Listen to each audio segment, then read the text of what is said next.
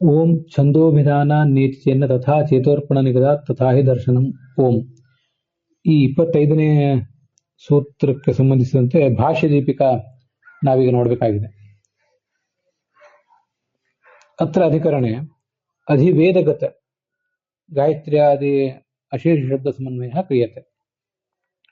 ಈ ಅಧಿಕರಣದಲ್ಲಿ ಗಾಯತ್ರಿ ಮೊದಲಾದ ಎಲ್ಲ ಶಬ್ದಗಳ ಸಮನ್ವಯವನ್ನು ಭಗವಂತನಲ್ಲಿ ಮಾಡಿ ತೋರಿಸ್ತಾ ಇದ್ದಾರೆ. ಅವು ಎಂಥವು ಅಂದರೆ ಅಧಿವೇದಗತಗಳು. ಅಧ್ಯಾತ್ಮ, ಅಧಿಭೂತ, ಅಧಿದೈವ ಅಂತ ಹೀಗೆಲ್ಲ ನಾವು ಬೇರೆ ಬೇರೆ ಶಬ್ದಗಳನ್ನು ಈ ಹಿಂದೆ ನೋಡಿದ್ವಿ. ಅಧಿದೈವ ಅಂದರೆ ದೇವತೆಗಳ ಕುರಿತಾದ ಹೆಸರುಗಳು. ಅಧಿಭೂತ ಅಂದರೆ ಪೃಥ್ವಿ ಮೊದಲಾದ ಪಂಚಮಹಾಭೂತಗಳು, ಅದಕ್ಕೆ ಸಂಬಂಧಪಟ್ಟ ಹೆಸರುಗಳು. ಇವು ಅಧಿವೇದಗತ ಅಂದರೆ ವೇದಕ್ಕೆ ಸಂಬಂಧಪಟ್ಟಂತ ಎಲ್ಲ ಭಾಗಗಳು. ಅವುಗಳ ಶಬ್ದ ಸಮನ್ವಯವನ್ನು ಇಲ್ಲಿ ತೋರಿಸ್ತಾ ಇದ್ದಾರೆ. ಇಲ್ಲಿ ಛಂದಸ್ ಅಂತ ಶಬ್ದ ಇದೆಯಲ್ಲ, ಛಂದೋಭಿಧಾನಾತ್ ಅಂತ, ಅದನ್ನ ಈ ಹಿಂದೆ ನಾವು ನೋಡಿದ್ದೇವೆ. ಅದನ್ನ ಭಾಷ್ಯ ದೀಪಿಕಾಚಾರ್ಯರು ಕೂಡ ಹೇಳ್ತಾರೆ. ಬೇರೆ ಬೇರೆ ಟಿಪ್ಪಣಿಗಳಲ್ಲಿ ಅದೇ ಥರ ಬಂದಿದೆ. ಛಂದಸ್ ಅನ್ನೋದನ್ನ ಆವರ್ತನ ಮಾಡ್ಕೊಳ್ಬೇಕು, 2 ಸರಿ ಇಟ್ಕೋಬೇಕು. ತಚ್ಚ ವ್ಯಸ್ತಂ ಸಮಸ್ತಂಚ, ಅದು ವ್ಯಸ್ತ ಪದವಾಗಿಯೂ ಇರ್ತದೆ, ಮತ್ತೊಂದು ಸಮಸ್ತ ಪದವಾಗಿಯೂ ಇರ್ತದೆ. ಛಂದೋಭಿಧಾನಾತ್ ಅಂತ ಅದು ತತ್ಪುರುಷ ಸಮಾಸ ಒಂದು, ಅದು ಸಮಸ್ತ ಆದಾಗ, ಸಮಸ್ತ ಪದವಾದಾಗ. ವ್ಯಸ್ತವಾದಾಗ ಛಂದ, ಭಗವಂತನು ಛಂದ ಶಬ್ದವಾಚ್ಯನೂ ಕೂಡ ಆಗಿದ್ದಾನೆ ಅಂತ ಅದರ ತಾತ್ಪರ್ಯ. ಛಂದೋಭಿಧಾನಾತ್ ಅಂದರೆ ಗಾಯತ್ರಿ ವಾ ಇದಂ ಇತಿ ವಾಕ್ಯಸ್ಥ ಗಾಯತ್ರಿ ಶಬ್ದೇನ ಚತುರ್ವಿಂಶತ್ಯಕ್ಷರ ವಿಶೇಷಾತ್ಮಕ ಛಂದಸ ಪ್ರತಿಪಾದನಾತ್ ಅಂತ ಅರ್ಥ. ಇನ್ನು ಗಮನಿಸಿ, ಛಂದೋಭಿಧಾನಾತ್ ಅಂತ ಏನು ಶಬ್ದ ಇದೆ ಸೂತ್ರದಲ್ಲಿ, ಅದರ ಅರ್ಥ ಹೇಳ್ತಾ ಇದ್ದಾರೆ. ಛಂದಸಃ ಪ್ರತಿಪಾದನಾತ್ ಅಂತ. ಅಭಿಧಾನ ಅಂದ್ರೆ ಪ್ರತಿಪಾದನ. ನಮಗೆ ಭಾಷ್ಯದಲ್ಲಿ ಮತ್ತೆ ಟೀಕಾ ಓದಿದ್ರೂ ಕೂಡ ಸ್ಪಷ್ಟವಾಗಿ ಸೂತ್ರಗಳ ಅರ್ಥ ಆಗೋದಿಲ್ಲ, ಸೂತ್ರಗಳ ಶಬ್ದಗಳ ಅರ್ಥ ಆಗೋದಿಲ್ಲ ಕೆಲವು ಸರಿ. ಅದಕ್ಕಾಗಿ ಭಾಷ್ಯ ದೀಪಿಕಾ ಇದನ್ನೆಲ್ಲ ನಾವು ಅವಲಂಬಿಸ್ತೇವೆ. ಅಭಿಧಾನ ಅಂದ್ರೆ ಪ್ರತಿಪಾದನ, ಛಂದಸ್ಸಿನ ಅಭಿಧಾನ. ಛಂದಸ್ಸಹ ಅಂತ ಷಷ್ಠಿ ವಿಭಕ್ತಿಯನ್ನು ತೋರಿಸಿದ್ದಾರೆ. ಅದು ಎಂಥದ್ದು? 24 ಅಕ್ಷರ ಉಳ್ಳಂಥ ಒಂದು ಮಂತ್ರ ವಿಶೇಷ, ಅಂದ್ರೆ ಒಂದು ಮಂತ್ರದ ಪ್ರಭೇದ. ಅಂಥ ಛಂದಸ್ಸನ್ನು ಇಲ್ಲಿ ತೋರಿಸ್ತಾ ಇದ್ದಾರೆ. ಎಲ್ಲಿ ತೋರಿಸ್ತಿದ್ದಾರೆ, ಯಾವ ಶಬ್ದದಿಂದ ತೋರಿಸ್ತಿದ್ದಾರೆ ಅಂದ್ರೆ ಗಾಯತ್ರಿ ವಾ ಇದಂ ಸರ್ವಂ ಅಂತ ಛಾಂದೋಗ್ಯ ಉಪನಿಷತ್ತಿನಲ್ಲಿ ಬಂದಂಥ ಗಾಯತ್ರಿ ಎಂಬ ಶಬ್ದದಿಂದ ಅದನ್ನ ತೋರಿಸಿದ್ದಾರೆ. ತಸ್ಯಚ ತತ್ರ ರೂಢತ್ವಾತ್, ಆ ಗಾಯತ್ರಿ ಅನ್ನುವ ಶಬ್ದ ಆ ಛಂದಸ್ಸಿನಲ್ಲೇ ರೂಢ ಆಗಿದೆ. ಆದ್ರಿಂದ ಗಾಯತ್ರಿ ಶಬ್ದವಾಚ್ಯನಾದವನು ವಿಷ್ಣುವಲ್ಲ, ಇಂತು ಛಂದಸ್ಸೆ ಅಂತ ಅಲ್ಲಿ ಅವ್ರದ್ದು ಪ್ರಶ್ನೆ.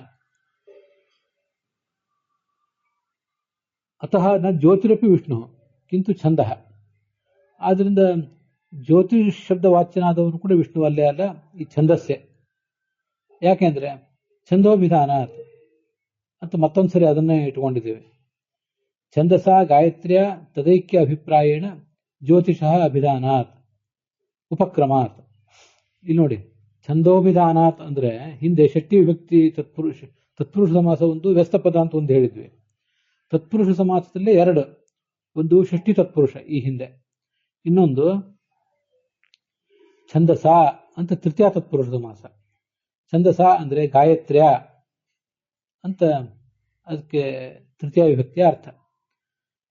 ತದೈಕ್ಯ ಅಭಿಪ್ರಾಯೇಣ ಜ್ಯೋತಿಷಃ ಅಭಿಧಾನಾತ್, ಗಾಯತ್ರಿಯನ್ನು ಮತ್ತು ಛಂದಸ್ಸನ್ನು, ಗಾಯತ್ರಿಯನ್ನು ಮತ್ತು ಜ್ಯೋತಿಷನ್ನು ಇವೆರಡನ್ನು ಕೂಡ ಏಕ ಎಂಬ ಅಭಿಪ್ರಾಯದಿಂದ ಉಪನಿಷತ್ಕಾರರು ಅದನ್ನು ಪ್ರಾರಂಭಿಸಿದ್ದಾರೆ. ಉಪನಿಷತ್ತಿನ ಋಷಿಗಳು ಅದನ್ನು ಪ್ರಾರಂಭಿಸಿದ್ದಾರೆ. ಆದ್ರಿಂದ ಗಾಯತ್ರಿ ಶಬ್ದದಿಂದ ವಾಚ್ಯವಾದ ಛಂದಸ್ಸೇ ಆಗಬೇಕಲ್ವಾ ಅಂತ ಪ್ರಶ್ನೆ. ಅದಕ್ಕೆ ನ ವಿಷ್ಣುರೇವ, ವಿಷ್ಣುವೇ ಛಂದ ಶಬ್ದ ವಾಚ್ಯನಾಗಿದ್ದಾನೆ. ಯಾಕೆಂದ್ರೆ ತಥಾ ನಿಗದಾತ್, ಚೇತೋರ್ಪಣ ನಿಗದಾತ್ ಅಂತಿದೆ. ನಿಗದಾತ್ ಅಂದ್ರೆ ನಿಗದ ಎಂಬ ಶಬ್ದಕ್ಕೆ ಹೇಳುವುದು ಅಂತ ಅರ್ಥ. ಗದ ವ್ಯಕ್ತಾಯಾಮ ವಾಚಿ ಅಂತ ಧಾತು. ಗದಾತಂದ್ರೂ ಹೇಳುವುದು ಅಂತಾನೆ ಅರ್ಥ. ನಿಗದಾತ್ ಅಂದ್ರೆ ನಿರ್ದಿಷ್ಟವಾಗಿ ಹೇಳುವುದು ಅಂತ ಅದರ ಅರ್ಥ ಆಗಬಹುದು.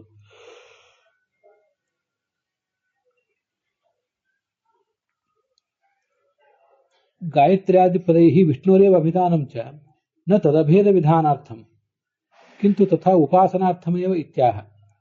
ಗಾಯತ್ರಿ ಮೊದಲಾದ ಶಬ್ದಗಳಿಂದ ಈ ವಿಷ್ಣುವನ್ನ ಹೇಳುವುದು ತಾತ್ಪರ್ಯ ಏನು, ಅದರ ಧ್ಯೇಯ ಉದ್ದೇಶ ಅಂತ ಹೀಗೆ ಹಿಂದೆ ಒಂದ್ಸರಿ ಒಂದು ಟಿಪ್ಪಣಿಯಲ್ಲಿ ಬಂದಿತ್ತು. ವಾಕ್ಯಾರ್ಥ ವಿವೃತ್ತಿಯೋ ಹಿಂಗೆ ಯಾವುದೋ ಒಂದು ಟಿಪ್ಪಣಿಯಲ್ಲಿ ಬಂದಿತ್ತು. ಅದನ್ನ ಒಂದ್ಸರಿ ನಾವು ನೆನಪು ಮಾಡ್ಕೊಳ್ಬೇಕು.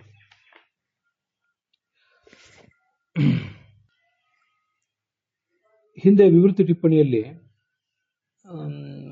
ಇದೇ ಸೂತ್ರಕ್ಕೆ ಸಂಬಂಧಪಟ್ಟ ವಿವೃತ್ತಿ ಟಿಪ್ಪಣಿ. ಈ ನನು ವಿಷ್ಣೋ ಗಾಯತ್ರ್ಯಾದಿ ಶಬ್ದವಾಚ್ಯತ್ವ ನನು ಗಾಯತ್ರ್ಯಾದಿ ಶಬ್ದ ವಿಷ್ಣು ವಚನೆ, ಗಾಯತ್ರಿ ಮೊದಲಾದ ಶಬ್ದಗಳಿಂದ ವಿಷ್ಣುವನ್ನು ಹೇಳಲಿಕ್ಕೆ ಏನು ತಾತ್ಪರ್ಯ, ಪ್ರಯೋಜನಾಂತರ ಅಭಾವ ಏನು, ಬೇರೆ ಪ್ರಯೋಜನ ಏನೂ ಇಲ್ಲ. ಅದರಿಂದ ಅಭೇದ ಹೇಳುವುದಕ್ಕಾಗಿ ಇದು ಈ ಮಾತು ಹೊರಟಿದೆ ಅಂತ ಹೇಳಬೇಕು. ತಚ್ಚ ಅಯುಕ್ತಂ, ಅದು ಸರಿಯಲ್ಲ. ಯಾಕೆಂದ್ರೆ ಶ್ರುತ್ಯಾದಿ ವಿರೋಧಾತ್, ಗಾಯತ್ರಿ ಬೇರೆ ವಿಷ್ಣು ಬೇರೆ ಅಂತ ಶ್ರುತಿಗಳ ತಾತ್ಪರ್ಯ ಇದೆ ಅಂತ ಪ್ರಶ್ನೆ ಮಾಡುವವರ ಅಭಿಪ್ರಾಯ ಆ ಥರ. ಗಾಯತ್ರಿ ಛಂದಸ್ಸು, ವಿಷ್ಣು ಅನ್ನೋದು ದೇವತೆ, ಅದರಿಂದ ಶ್ರುತಿಗಳಿಂದ ವಿರೋಧ ಬರ್ತದೆ, ಪುರಾಣಗಳಿಂದ ವಿರೋಧ ಬರ್ತದೆ ಅಂತ ಅವ್ರ ಪ್ರಶ್ನೆ. ಅದನ್ನ ಅಲ್ಲಿ ಟೀಕಾದಲ್ಲಿ ನಚ ಅಭೇದ ವಿಧಾನಾರ್ಥಂ ಅಂತ ತಗೊಂಡಿದ್ದಾರೆ. ಹಾಗೆ ಇಲ್ಲಿಯೂ ಕೂಡ ನ ತದಭೇದ ವಿಧಾನಾರ್ಥಂ, ವಿಧಾನ ಅಭೇದನ್ನ ತೋರಿಸ್ಲಿಕ್ಕೋಸ್ಕರ ಇರೋದಲ್ಲ ಇದು. ಕಿಂತು ತಥಾ ಉಪಾಸನಾರ್ಥಂ, ವಸ್ತುತಃ ಈ ಭಗವಂತನನ್ನು ಗಾಯತ್ರಿ ಇತ್ಯಾದಿ ಶಬ್ದಗಳಿಂದ ಉಪಾಸಿಸಬೇಕು ಅಂತ ತಿಳಿಸುವುದಕ್ಕೋಸ್ಕರ ಇರೋದು. ಆದ್ರಿಂದ ಅಭೇದವನ್ನು ತೋರಿಸಿದಾಗ ಆಯ್ತು. ಈಗ ಅವರು ಅಲ್ಲಿ ಪ್ರಶ್ನೆ ಮಾಡಿದಾರಲ್ಲ ವಿವೃತ್ತಿಯಲ್ಲಿ, ಆ ಅಭೇದವನ್ನು ಹೇಳುವುದಕ್ಕೆ ಏನು ಪ್ರಯೋಜನ,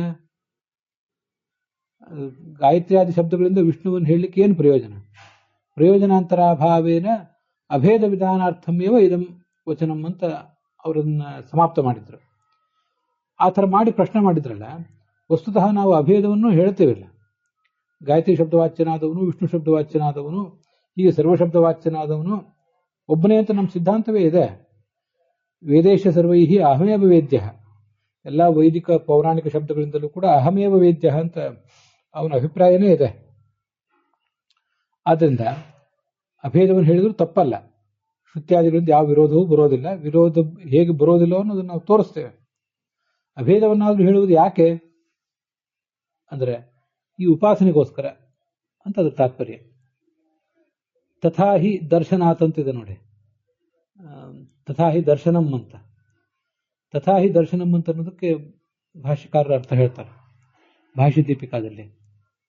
ತಥಾ ಅಂದ್ರೆ ಗಾಯತ್ರ್ಯಾದಿ ಶಬ್ದಾರ್ಥ ಗುಣಸ್ವರೂಪತ್ವೇನ, ಗಾಯತ್ರಿ ಮೊದಲಾದ ಶಬ್ದಗಳೇನಿವೆ ಆ ಶಬ್ದದಿಂದ ಹೊರಡುವ ಅರ್ಥ ಏನಿದೆ, ಅದಕ್ಕೊಂದು ವಾಚ್ಯವಾದ ಅರ್ಥ, ಆ ಅರ್ಥ ಅನ್ನುವುದೇ ಒಂದು ಗುಣ.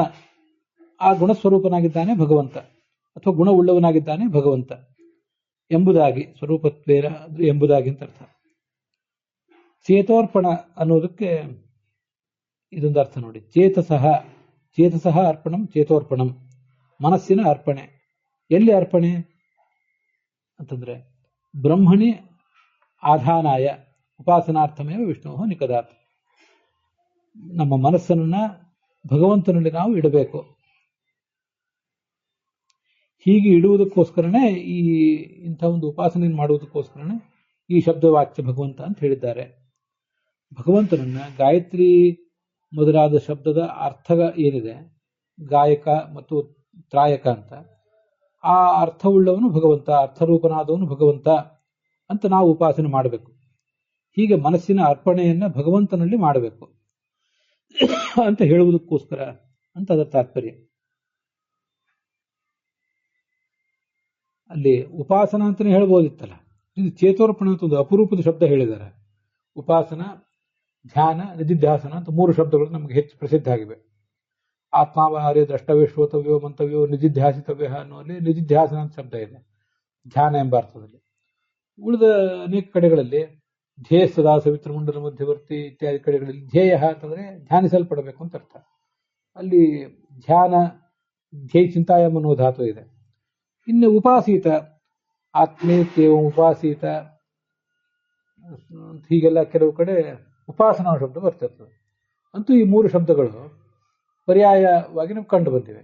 ಇದೇನು ಚೇತೋರ್ಪಣ ಅಂತ ಒಂದು ಪ್ರತ್ಯೇಕ ಶಬ್ದ ಹೇಳ್ತಾ ಇದ್ದೀರಲ್ಲ, ಅಂದ್ರೆ ಉಪಾಸನೆಯ ಸ್ವರೂಪ ಏನು? ಉಪಾಸನೆ ಅಂದ್ರೆ ಏನು? ಭಗವಂತನಲ್ಲಿ ನಮ್ಮ ಮನಸ್ಸನ್ನು ಇಡುವುದೇ ಉಪಾಸನೆ ಅಂತ ಅವರ ತಾತ್ಪರ್ಯ. ಹಾಗೆ ಪ್ರಶ್ನೆ ಮಾಡು, ಹಾಗೆ ಚೇತೋರ್ಪಣ ಅನ್ನೋ ಶಬ್ದವನ್ನ ಉಪಾಸನ ಎಂಬ ಅರ್ಥದಲ್ಲಿ ಪ್ರಯೋಗ ಮಾಡಲಿಕ್ಕೆ ಇದೇ ಕಾರಣ. ಇಲ್ಲಿ ಚೇತಸ್ಸನ್ನು ಭಗವಂತನಲ್ಲಿ ಇಡುವುದು ಅಂತ ನಾವು ಇಷ್ಟ ಅರ್ಥ ನೋಡಿದ್ದೇವೆ. ಆದರೆ ವಸ್ತುತಃ ಹಾಗೇ ಆಗ್ಬೇಕಂತೇನಿಲ್ಲ. ಅದನ್ನ ಹಿಂದೆ ನಾನು ಹೇಳಿದ್ದು ಚೇತಸ್ಸಿನಲ್ಲಿ ಅರ್ಪಣ ಅಂತೊಂದು ಅರ್ಥ ಹೇಳಿದ್ದೆ. ಅದು ಯಾಕೆ ಆ ಥರ ಹೇಳಿದ್ದೆ ಅಂದರೆ, ತ್ರಿವಿಕ್ರಮ ಪಂಡಿತರ ಮಾತಿನಲ್ಲಿ ಬುದ್ಧ್ಯವತಾರಣಾರ್ಥಂ ಗಾಯತ್ರಿ ಶಬ್ದಾರ್ಥತ್ವೇನ ನಿರೂಪಣೀಯೋ ವಿಷ್ಣುರೇವ ಇತಿ ಬುದ್ಧ್ಯವತಾರಣಾರ್ಥಂ, ಬುದ್ಧಿಯ ಅವತಾರಣ ಅಂತಿದೆ ತತ್ವ ಪ್ರತಿಪದ ವಾಕ್ಯದಲ್ಲಿ. ಅಲ್ಲಿ ಬುದ್ಧಿಯ ಅವತಾರಣ ಅಂದ್ರೆ ಚೇತಸಿ ಅರ್ಪಣಾರ್ಥಂ ಅಂತ ಗೋವಿಂದಾಚಾರ್ಯ ಒಂದು ಅರ್ಥ ಬರೆದಿದ್ದಾರೆ. ಮನಸ್ಸಿನಲ್ಲಿ ಈ ವಿಷಯವನ್ನು ನಾವು ತುಂಬಿಸಿಕೊಳ್ಳಬೇಕು. ಅರ್ಪಣ ಮಾಡುವುದು ಅಂದ್ರೆ ತುಂಬಿಸಿಕೊಳ್ಬೇಕು, ಮನಸ್ಸಿನಲ್ಲಿ ಅದು ಬೇರೂರಬೇಕು, ಇಂಥದ್ದೊಂದು ಆಲೋಚನೆ. ಹೀಗೆ ಚೇತಸಿ ಅರ್ಪಣಂ ಚೇತೋರ್ಪಣಂ, ಚೇತಸಃ ಭಗವತಿ ಅರ್ಪಣಂ ಅಂತನೂ ಇನ್ನೊಂದು ಅರ್ಥವನ್ನು ಕೂಡ ಮಾಡಬಹುದು. ಆದರೂ ನನಗೆ ಚೇತಸಿ ಅರ್ಪಣಂ, ಮನಸ್ಸಿನಲ್ಲಿ ಅರ್ಪಣ ಮಾಡಿಕೊಳ್ಳುವುದು, ಈ ಒಂದು ಚಿಂತನವನ್ನ ಮನಸ್ಸಿನಲ್ಲಿ ಬೇರೂರಿಸಿಕೊಳ್ಳುವುದು ಅಂತ ಈ ಅರ್ಥ ನನಗೆ ಸಪ್ತಮಿ ತತ್ಪುರುಷದ ಅರ್ಥ, ಚೇತಸಿ ಅರ್ಪಣಂ ಚೇತೋರ್ಪಣಂ ಅನ್ನೋ ಅರ್ಥ ನನಗೆ ಹೆಚ್ಚು ಇಷ್ಟ ಆಗ್ತದೆ. ಆದರೆ ಚೇತಸಃ ಭಗವತಿ ಅರ್ಪಣಂ ಅಂತ ಅರ್ಥ ಹೇಳಿದ್ದು ತಪ್ಪೇನಲ್ಲ, ಅದು ಹಾಗೆ ಹೇಳಲಿಕ್ಕೂ ಸಾಧ್ಯ ಇದೆ. ತತ್ಪುರುಷ ಸಮಾಸ ಅದು, ಅದನ್ನ ಸಪ್ತಮಿನೂ ಮಾಡಬಹುದು, ಷಷ್ಠಿ ಕೂಡ ಮಾಡಬಹುದು. ಯಾಕೆ ಹಾಗೆ ಅಂದ್ರೆ ಹಿ ಮುಂದಿನ ಪ್ಯಾರಾದಲ್ಲಿ ಹೇಳ್ತಾರೆ. ತಥಾ ಅಂದ್ರೆ ಗಾನಕರ್ತೃತ್ವೇನ ಮತ್ತು ತ್ರಾಣಕರ್ತೃತ್ವೇನ, ಭಗವಂತ ಹಾಡ್ತಾನೆ ಮತ್ತೆ ರಕ್ಷಿಸ್ತಾನೆ, ಇವೆರಡು ಗುಣವುಳ್ಳವನಾಗಿದ್ದಾನವನು. ಆದ್ರಿಂದ ಅವನೇ ಗಾಯತ್ರಿ ಶಬ್ದ ವಾಚ್ಯನಾಗಿದ್ದಾನೆ. ಹೀಗೆ ಅವನಿಗೆ ಗಾಯತ್ರಿ ಶಬ್ದ ವಾಚ್ಯತ್ವವನ್ನು ಹೇಳುವ ದರ್ಶನ ಎಂಬ ಶಬ್ದ ಅಲ್ಲಿದೆ. ದರ್ಶನ ಅಂದ್ರೆ ಏನರ್ಥ? ನೋಟ, ನೋಡುವಿಕೆ, ನಾಲೇಜ್ ಅಂತ ಅರ್ಥ ಅಲ್ಲ. ದೃಶ್ಯತೆ ಅರ್ಥ ಅನೇನ ಇತಿ ದರ್ಶನಂ. ಇದು ಇಲ್ಲಿ ಬಂದಿರುವಂತಹ ಲ್ಯುಟ್ ಪ್ರತ್ಯಯ ಅದು ಕರ್ಣ ಎಂಬ ಅರ್ಥದಲ್ಲಿ ಬಂದಿದೆ. ಅನೇನ ಈ ವೇದವಾಕ್ಯದಿಂದ ಅರ್ಥ, ಅರ್ಥವು ದೃಶ್ಯತೆ, ಕಾಣಲ್ಪಡುತ್ತದೆ. ಆದ್ರಿಂದ ಈ ದರ್ಶನ ಅಂದ್ರೆ ಶ್ರುತಿ ಅಂತಾನೆ ಅರ್ಥ. ಇತ್ಯಾದಿ ರೂಪ ಶ್ರುತಿ ಅಸ್ತಿ ಅಸ್ಮಾತ್ ಅಂತ ಅದರ ತಾತ್ಪರ್ಯ.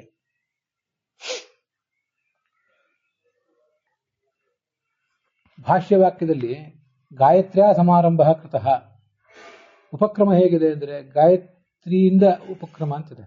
ಅದೇನು ಗಾಯತ್ರಿಯಿಂದ ಅಂದ್ರೆ ಅದಕ್ಕೆ ಭಾಷ್ಯ ದೀಪಿಕಾಕಾರರು ಹೇಳ್ತಾರೆ, ಗಾಯತ್ರ್ಯ ಅನ್ನೋದು ಅಲ್ಲಿರೋ ತೃತೀಯ ವಿಭಕ್ತಿ, ಇತ್ತಂಭೂತ ಲಕ್ಷಣೇ ತೃತೀಯ ಅಂದ್ರೆ ಗಾಯತ್ರಿತ್ವೇನ ತದ್ರೂಪತೆಯ ಸಮಾರಂಭ ಅಂದ್ರೆ ಪಾಠ ಕೃತಃ.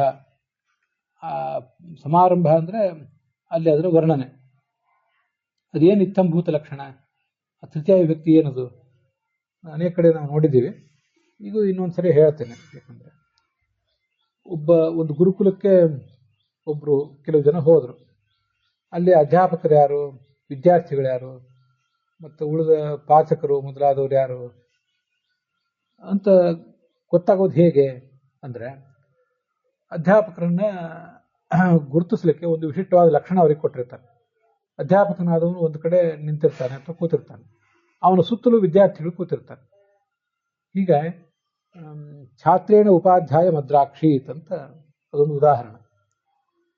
ಅಧ್ಯಾಪಕನ ಸುತ್ತಲೂ ಕೂಡ ವಿದ್ಯಾರ್ಥಿಗಳು ನಿಂತಿರ್ತಾರೆ, ವಿನಯದಿಂದ ನಿಂತಿರ್ತಾನೆ. ಅಧ್ಯಾಪಕ ತಾನು ಅವ್ರಿಗೆ ಪಾಠ ಹೇಳ್ತಿರ್ತಾನೆ. ಹೀಗೆ ಛಾತ್ರರಿಂದ ವಿದ್ಯಾರ್ಥಿಗಳಿಂದ ಸುತ್ತುವರಿಯಲ್ಪಟ್ಟಿರುವಿಕೆ ಅನ್ನೋದೊಂದು ನಿಮಿತ್ತ. ಆ ನಿಮಿತ್ತದಿಂದ ಅವನನ್ನ ಅಧ್ಯಾಪಕ ಅಂತ ಗುರುತಿಸ್ತಾರೆ. ಹೀಗೆ ಛಾತ್ರೇಣ ಅಂತಿದೆಯಲ್ಲ, ಅದು ತೃತೀಯ ವಿಭಕ್ತಿ. ಛಾತ್ರ ಎಂಬ ಲಕ್ಷಣವನ್ನು ಗುರುತಿಸಿ ಅವನನ್ನ ಅಧ್ಯಾಪಕ ಅಂತ ತೀರ್ಮಾನಿಸಿದರು ಅಂತ ಅದರ ತಾತ್ಪರ್ಯ. ಹೀಗೆ ಅಲ್ಲೆಲ್ಲ ತೃತೀಯ ವಿಭಕ್ತಿ ಬಂದಿರ್ತದೆ. ನಾವು ವ್ಯವಹಾರದಲ್ಲೂ ಎಲ್ಲ ಕಡೆನೂ ಕೂಡ ಹೀಗೆ ಹೇಳ್ತಿರ್ತೀವಿ. ಅನೇಕ ಕಡೆ ವ್ಯವಹಾರದಲ್ಲಿ ಮೊದಲು ಅಂತಹ ಲಕ್ಷಣಗಳನ್ನು ಗುರುತಿಸ್ತೇವೆ. ಅಧ್ಯಾಪಕ ಅಂದ್ರೆ ಅವನು ತನ್ನದೇ ಆದಂತಹ ವೇಷಭೂಷಣ ಧರಿಸಿರ್ತಾನೆ, ಅಥವಾ ಅವನದೇ ಆದಂತಹ ಒಂದು ಗಾಂಭೀರ್ಯ ಇರ್ತದೆ, ಏನೇನೋ ಇರ್ತದೆ. ಇಂಥವನ್ನೆಲ್ಲ ಲಕ್ಷಣಗಳನ್ನು ಗುರುತಿಸ್ತೇವೆ. ಆ ಲಕ್ಷಣಗಳನ್ನು ಹೇಳುವ ಶಬ್ದಕ್ಕೆ ತೃತೀಯ ವಿಭಕ್ತಿ ಬರ್ತದೆ ಅಂತ ತಾತ್ಪರ್ಯ ಇದೆ. ಅದರಿಂದ ಗಾಯತ್ರ್ಯ ಅಂದ್ರೆ ಗಾಯತ್ರಿ ಇತಿ ರೂಪೇಣ ಸಮಾರಂಭ ಕೃತಃ ಅಂತಿದೆ. ಮುಂದೆ ಮತ್ತೆ ಗಾಯತ್ರಿ ಅಂತ ಕೊಂಡಿದ್ದಾರೆ. ಗಾಯತ್ರಿ ಶಬ್ದೇನ ತದೈಕ್ಯಾಭಿಪ್ರಾಯೇಣ ಸಮಾರಂಭ ಉಪಕ್ರಮ ಕೃತಃ. ಸಮಾರಂಭ ಅಂದ್ರೆ ಮೊದಲು ಪಾಠ ಅಂತ ಅರ್ಥ, ಈಗ ಉಪಕ್ರಮ ಅಂತ ಅರ್ಥ. ಗಾಯತ್ರ್ಯ ಅಂತ ತೃತೀಯ ವಿಭಕ್ತಿ ಇದೆಯಲ್ಲ, ವಿಷ್ಣುವಿಗೂ ಗಾಯತ್ರಿಗೂ ಐಕ್ಯ ಇದೆ ಎಂಬ ಅಭಿಪ್ರಾಯದಿಂದ ತಗೊಂಡಿದ್ದಾರೆ. ಅಲ್ಲಿಗೆ ಈ ಭಾಗ ಸಮಾಪ್ತವಾಗಿದೆ. ಇದರ ಉಳಿದ ಭಾಗವನ್ನು ಮುಂದೆ ಹೇಳ್ತೇನೆ.